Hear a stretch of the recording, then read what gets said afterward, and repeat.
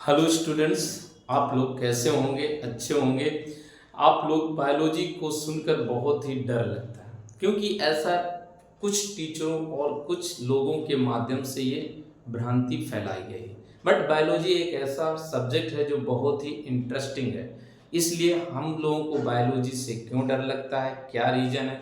जब तक हम उस सब्जेक्टिव टीचर से उस सब्जेक्ट के बारे में सही तरीके से सिस्टमैटिक ढंग से नहीं पढ़ते, तो वही बायोलॉजी हमारा सब्जेक्ट टफ होता है। बट बायोलॉजी 9 से लेकर 12 तक वेरी मोस्ट इम्पॉर्टेंट है। फिर मेडिकल लाइन में तथा अदर में और बॉडी के डिफरेंट पार्ट के बारे में जानने में बड़ा इंटरेस्टिंग पॉइंट है। बट आज हम लोग इस बायोलॉजी को डर को दूर करने के लिए मैं आपको कुछ इम्पॉर्टेंट बायोलॉजी के फैक्ट बताता हूँ, जिसमें बायोलॉजी की उत्पत्ति होती और उसमें कुछ ब्रांचें होती हैं, वेरी वेरी मोस्ट इम्पॉर्टेंट। आइए आज शुरू करते हैं। जीव विज्ञान क्या है? जीव विज्ञान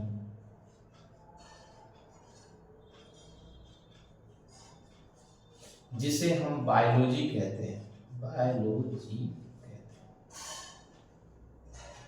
ओके। बायोलॉजी का मतलब होता है जीवित जीवधारियों का अध्ययन करना। बायोलॉजी का मीन्स होता है जीवित जीवित जीवधारियों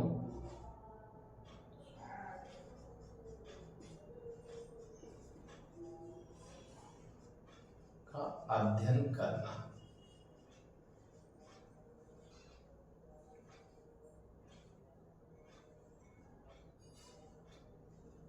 ओके। अब बायोलॉजी को जीवित जीवधारियों के अंतर्गत अध्ययन करते हैं। इसमें जीवाणु भी हैं, पौधे भी हैं और जंतु आदि का अध्ययन करते हैं। तो जीवित जीवधारियों में पहले हम बायोलॉजी के कुछ महत्वपूर्ण है। जीव विज्ञान किसे कहते हैं और बायोलॉजी की उत्पत्ति कैसे हुई? बायोलॉजी, ठीक। बायोलॉजी का ग्रीक लैंग्वेज में हम लोग जानते हैं, ग्रीक लैंग्वेज में बायोस बोलते हैं, बायोस। इसका मीन्स होता है टू लाइफ, यानी जीवन। और लोगस का मतलब होता है स्टडी, टू स्टडी यानी अध्ययन करना।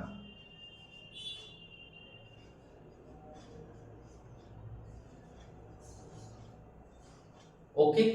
अब जीव विज्ञान क्या मतलब होता है? जीव विज्ञान यानी विज्ञान की वह शाखा जिसके अंतर्गत जीवित जीवधारियों का अध्ययन किया जाता है, उसी को हम जीव विज्ञान कहते हैं। जीव विज्ञान के बाद में आते हैं। जीव विज्ञान की दो मेन ब्रांचें हैं, टू मेन ब्रांच है। एक है नंबर एक जंतु विज्ञान,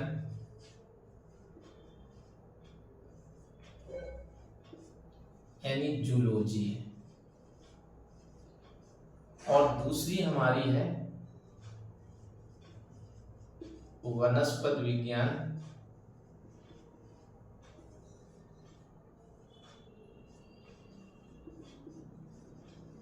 बॉटनी। ओके। अब देखिए जंतु विज्ञान को हम क्या कहते हैं? जंतु विज्ञान में ग्रीक भाषा में जू का मतलब होता है जंतुओं का, यानी जीव विज्ञान की वह शाखा जिसमें समस्त जंतुओं का अध्ययन किया जाता है, उसी को हम जंतु विज्ञान कहते हैं। दूसरा आते हैं वनस्पति विज्ञान। क्या होती है जीव विज्ञान की वह शाखा जिसमें पेड़ पौधों के बारे में अध्ययन किया जाता है, उसे हम वनस्पति विज्ञान कहते हैं। अब कुछ इंपॉर्टेंट नोट पॉइंट है जिसमें इसकी फर्स्ट टाइम में किसने स्टडी की थी। बहुत इंटरेस्टिंग टॉपिक्स है। फर्स्ट पॉइंट में आते हैं जीव विज्ञान के जनक, जीव विज्ञान के जनक, यानी जीव विज्ञान के जनक को कहते हैं father of biology. Father of biology को हम कहते हैं अरस्तु, कहते हैं अरस्तु। ये इंपॉर्टेंट पॉइंट है। सेकेंड पॉइंट आता है जंतु विज्ञान के जनक किसे कहते हैं?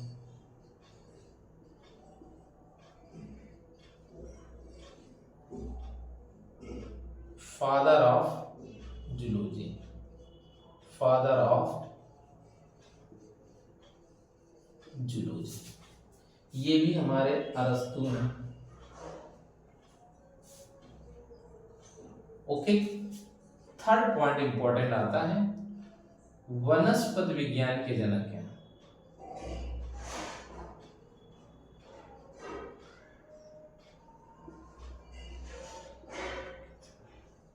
वनस्पति विज्ञान के जनक, फादर ऑफ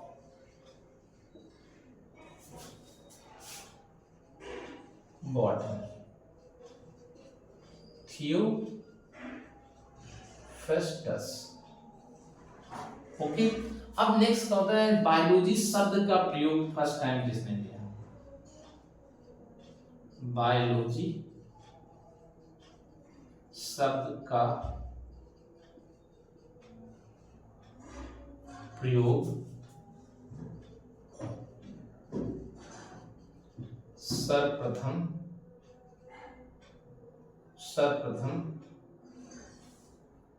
किसने? लैमार्क एंड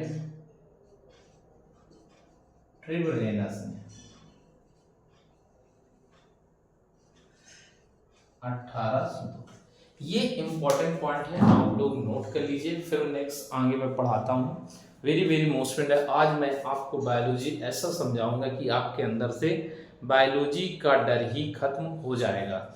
इसलिए मैं बताता हूँ, नेक्स्ट नोट कर लीजिए, इंपॉर्टेंट पॉइंट है। अब आते हैं बायोलॉजी में कुछ इंपॉर्टेंट जीवित जीवधारियों के कैरेक्टर।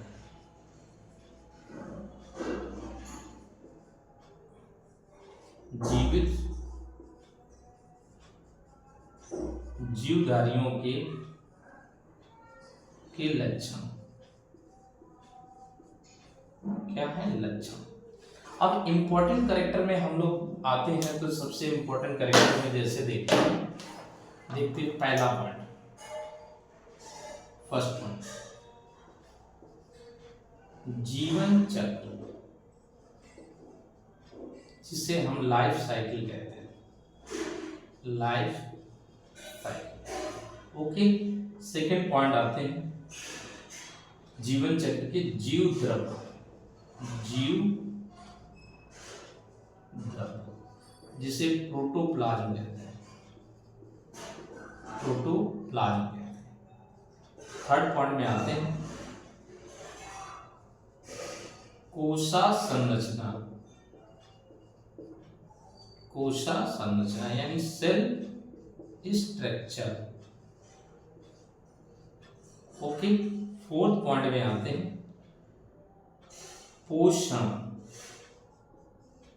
पोषण यानी न्यूट्रिशन। फिफ्थ पॉइंट में आते हैं उपापचय,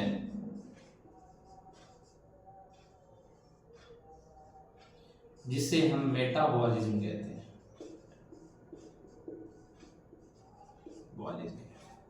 सिक्स पॉइंट में आते हैं श्वसन,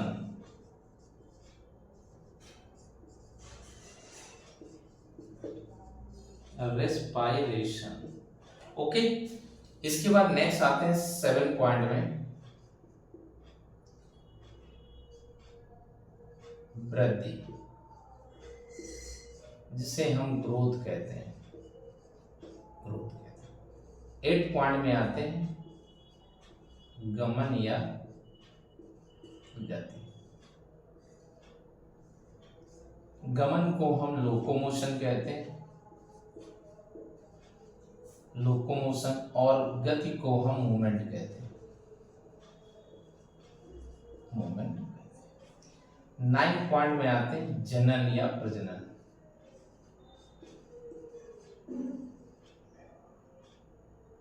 रिप्रोडक्शन।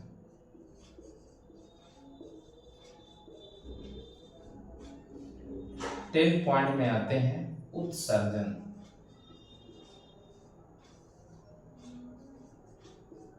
एक्सक्रेशन।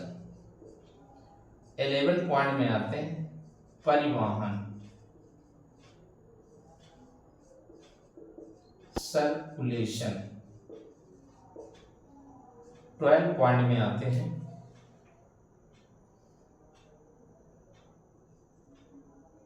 संवेदनशीलता, संवेदनशीलता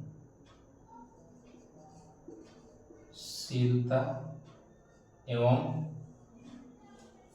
अनुकूलता,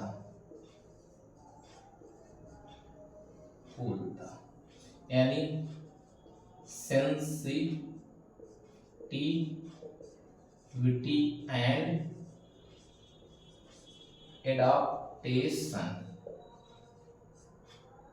ओके, ये 12 करेक्टर है। अब ये सोचिए क्यों इस बायोलॉजी से डर को हम खत्म करेंगे, क्योंकि जो भी जीवित जीवधारी हैं, चाहे पौधे हों या जंतु हों, उन पौधों और जंतु में ये इंपॉर्टेंट करेक्टर होते हैं, वेरी वेरी मोस्ट इंपॉर्टेंट।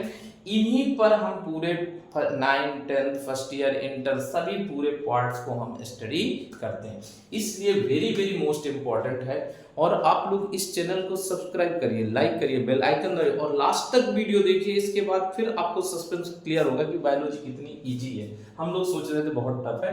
देखिए, जीवित जीवधारियों का अध्ययन मतलब है जीवन चक्र, यानी जो जीव जन्म लेता है उसकी मृत्यु होती है, तो जन्म से लेकर मृत्यु तक की घटना जो भी होती है उसी को जीवन चक्र कहते हैं, चाहे वो पौधा हो या जंतु हो। दूसरा पॉइंट हम लोग आते हैं जिसे हम कहते हैं जीव द्रव्य। जीव द्रव्य क्या है? जीव द्रव्य यानी किसी जीव के निर्माण होने की प्रारंभिक जो स्टेज होती है, यानी प्रोटोमिस फर्स्ट प्लाज्मा मिसफार्म, यानी प्रथम जीव का निर्माण होने क्रिया को हम जीव द्रव्य कहते हैं। जीव द्रव्य जीवन का भौतिक आधारशिला है, इसके बिना किसी जीव का निर्माण होना असंभव है।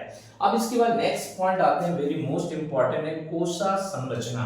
कोशा संरचना है, कोशा जीवधारियों की संरचनात्मक कार्यात्मक इकाई है जो चारों ओर से अर्धपारगम झिल्ली द्वारा घिरी होती है, जिसमें स्वतः जनन की सामर्थ्य क्षमता पाई जाती है, उसे हम कोशा कहते हैं। कोशा की खोज रॉबर्ट हुक ने 1665 में बोतल में लगी हुई कार्प में मधुमक्खी के छत्ते के रूप में देखा और कोशा नाम दिया।